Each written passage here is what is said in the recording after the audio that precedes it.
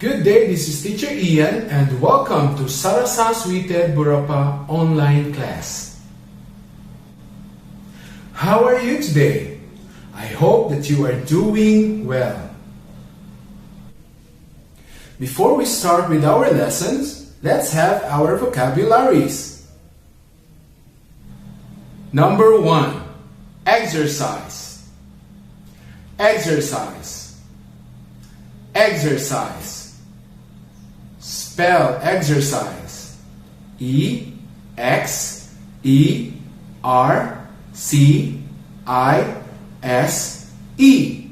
Exercise. Number 2. Important. Important. Important. Spell important. I-M-P-O-R-T-A-N-T.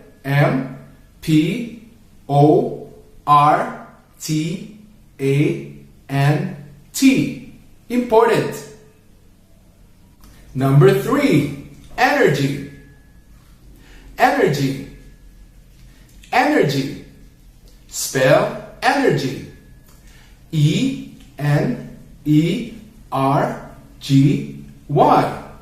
Energy.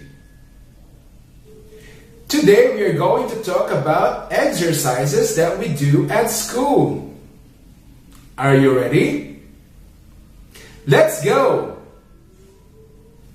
Before we start, can you give me some exercises that you often do? Wow! Good job! But why do we need to exercise? According to our book, we exercise each day to stay healthy and become stronger. Here are some exercises that we usually do at school. Are you ready? Okay. First is we have basketball. Is basketball an exercise? Yes! Good job! When we play basketball, do we move our legs?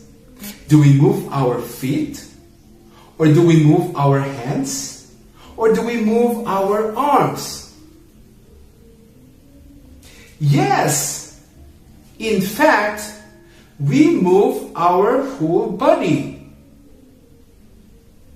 The object of the game is for your team to score more points than the opposing team. Teams are made up of 15 players, with 5 players on the basketball court at any one time. They consist of 2 forwards, 2 guards, and a centre. The game starts with a tip-off. Once someone has won possession of the ball, they have up to 24 seconds to shoot the ball towards the opponent's basket. These baskets are 10 feet above the ground, on a court that's generally about 94 feet long by 50 feet wide, and varies depending on where you play.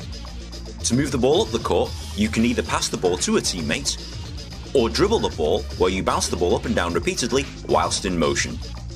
To score points, a player must shoot the ball into the opponent's basket. You get 2 points for any shot scored within this arc. If a player scores from a shot outside this arc, this scores 3 points. Any free throws that are awarded to your team scores 1 point. Failure to shoot the ball within 24 seconds results in a shot clock violation, and the other team is awarded possession of the ball. The opposing team will try and take the ball off you by either blocking shots, rebounding missed shots, or by stealing the ball away from an opposing player so that they can score themselves. The game is played in 4 12-minute quarters in the NBA, 4 10-minute quarters internationally, or 2 20-minute halves in the NCAA, and the highest score at the end of time wins.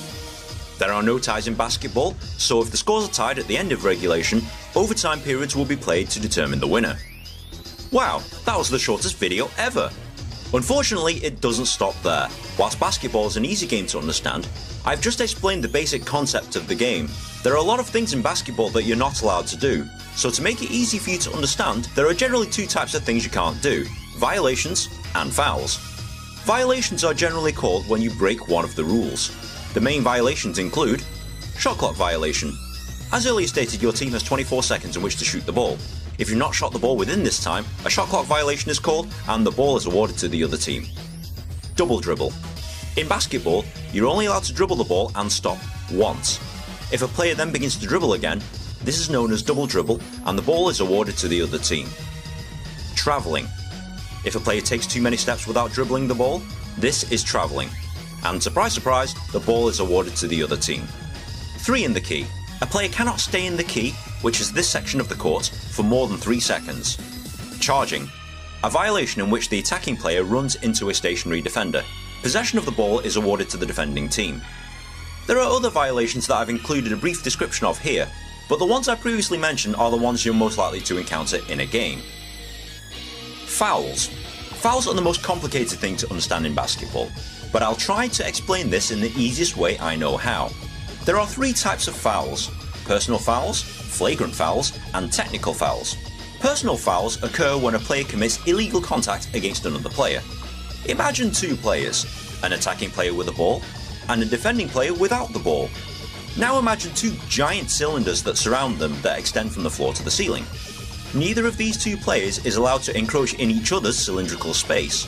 If an attacking player makes contact with a defender in his space, then it's called an offensive foul against the attacker. If a defender makes contact with an attacker in his space, then it's called a defensive foul against the defender. Any foul in the act of shooting results in free throws being awarded to the attacking team. 2 shots for fouls inside the arc, and 3 shots for fouls outside the arc. If the shot went in and the shooter was fouled, the points they scored count, and they are awarded 1 extra shot. Flagrant fouls. Flagrant fouls are severe fouls that occur when a player has made violent contact against another player. This always results in the other team being awarded 2 free throws. Technical foul. Technical fouls are fouls that don't fit the description of either a personal or flagrant foul. Technical fouls can be awarded for fighting, unsportsmanlike conduct, or abuse from players and coaches against referees. 2 technical fouls equals an automatic ejection from the game. Any team that commits 5 or more fouls in any quarter will have 3 throws awarded against them per subsequent foul. And any one player who has racked up 5 fouls internationally, or 6 fouls in the NBA, is fouled out, and can no longer participate in the rest of the game. This is a lot to take in, especially understanding how the fouls work, but as you watch or play basketball, the rules will become clear. If you have found this video at all helpful, please like, share with your friends, rate and comment. If you're also on Reddit, please post this video and discuss.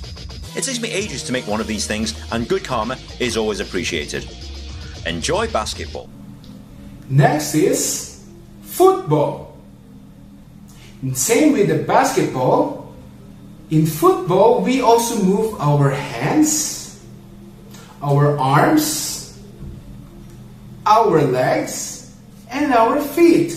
Even our brain and eyes and ears and mouth are moving, including our lungs.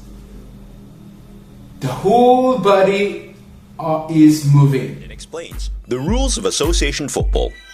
Association football, more commonly known as soccer in North America, and football pretty much everywhere else in the world, is a game played with 2 teams of 18 players, with 11 players taking the field at any one time.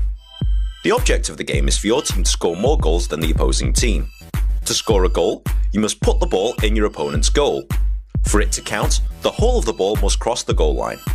In football, you're allowed to touch the ball with every part of your body except your arms. The main way to move the ball is to kick the ball to a teammate, which is known as a pass, or run with the ball whilst controlling it with your feet, known as dribbling. When the ball is in the air, players can head or chest the ball as well. Teams will usually orchestrate passes and dribbles so that the ball travels up the field so that they can score. The defending team will try and stop you by tackling. They can intercept passes, block shots, or try and kick the ball away from you and move the ball in the other direction so that they can score themselves. A defender must be careful here, as if the referee decides that they made contact with a player without touching the ball, or made contact without trying to win the ball, he can award a foul against them. Fouls usually lead to free kicks, but can also lead to a yellow card, which is a warning, or a red card, where you are sent off the pitch. 2 yellow cards equals 1 red card. The game is played in 2 halves of 45 minutes, for a total playing time of 90 minutes. There's a 15-minute break at half-time. Unlike most other sports, in football, when there is a stoppage in play, the clock does not stop. Instead, a referee will add the amount of time all the stoppages last for, and they will play this as added time at the end of each half. Highest score at the end of 90 minutes plus added time wins. There are ties in football, and if both teams have the same amount of goals at the end of time, this is declared as a draw. Football is a really simple game, and that's basically it, but there's a few more things that you'll need to understand before playing or watching a game. For example, substitution.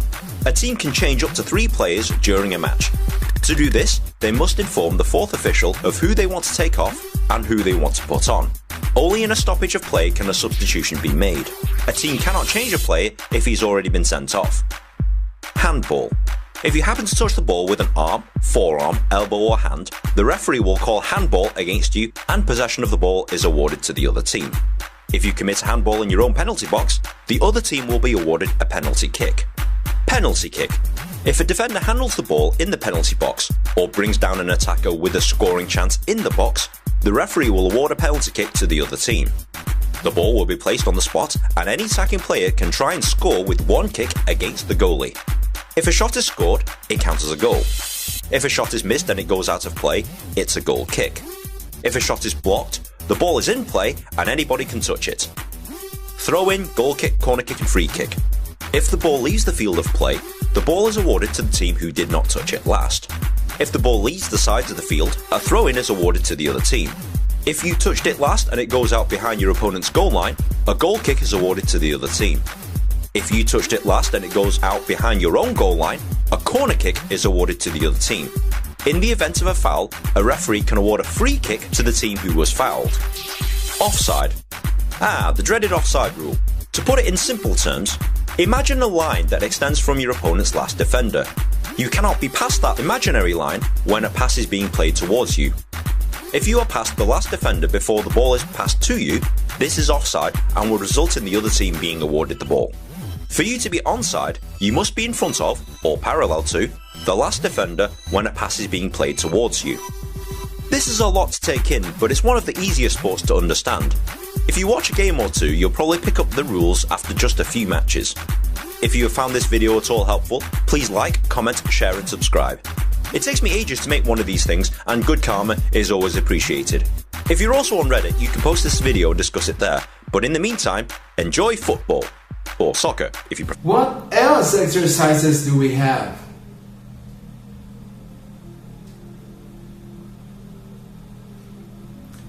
Good job!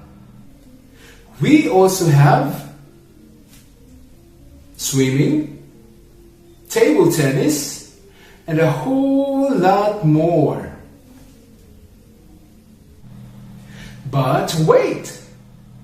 You can still do exercises without all those things. How? You can do jogging, hopping, running, or even simply by just walking. Or by just playing hide and seek. Yes! There are lots of different exercises out there that you can do. But before you start exercising, you have to stretch. Yes, stretch. Hi everybody, it's Karina from criticalbench.com, and today I'm going to be showing you all different kinds of stretches, and I hope they help you. So let's get right into it. So the first one is the seal stretch. You want to put your feet together and just lean back and try to look at the wall behind you for 10 seconds.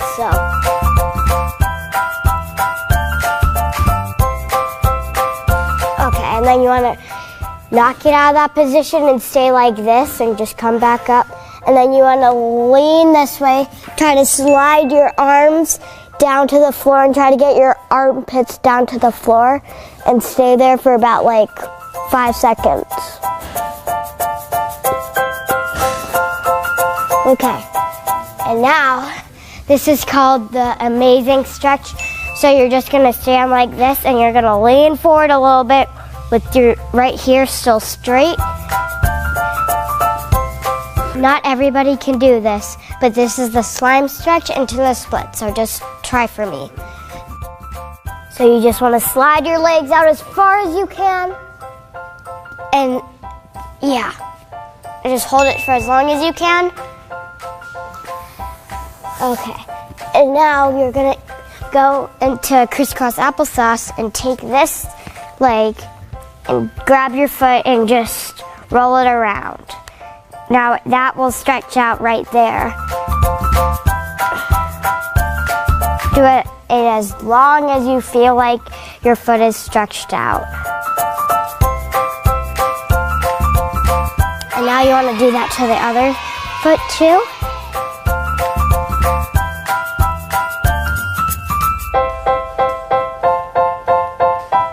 Okay, now you want to stand up. You want to put one arm in front of you, and you just want to push it in as far as you can, and keep this arm straight.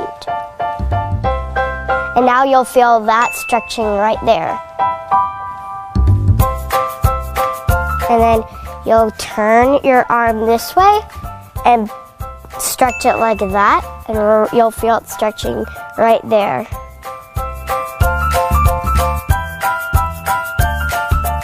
Now you want to take this hand, put it right in front of you, and you want to turn it that way. Now you want to turn it the other way. Okay, now do the same thing with the other arm.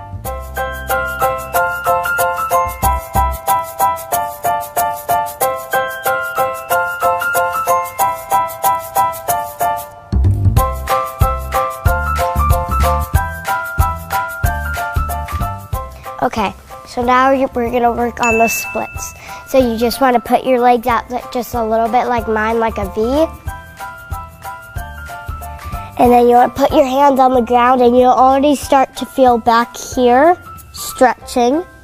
And then you just want to slide it little by little until you feel like you should stop. And then just put your elbows on the ground and hold it there. And you can tuck your head under if you want.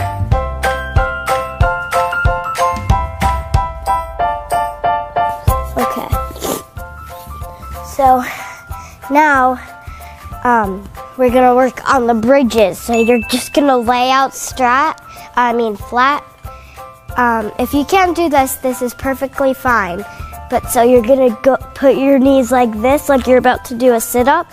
And then put your arms behind you like this. And then you're gonna try as hard as you can to lift up. But if you just feel like taking it slow, you can do this. And then you're gonna bring the other side up and just push. And right here, try to get it straight. And with your feet together, and just lean forwards.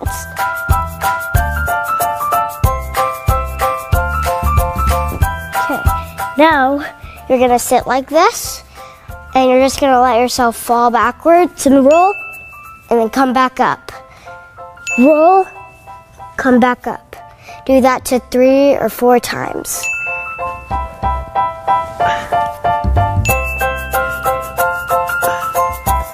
Okay.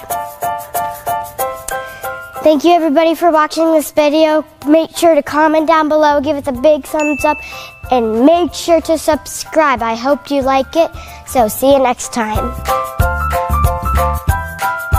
Boom. For our activities, write down 10 exercises that you can do at home.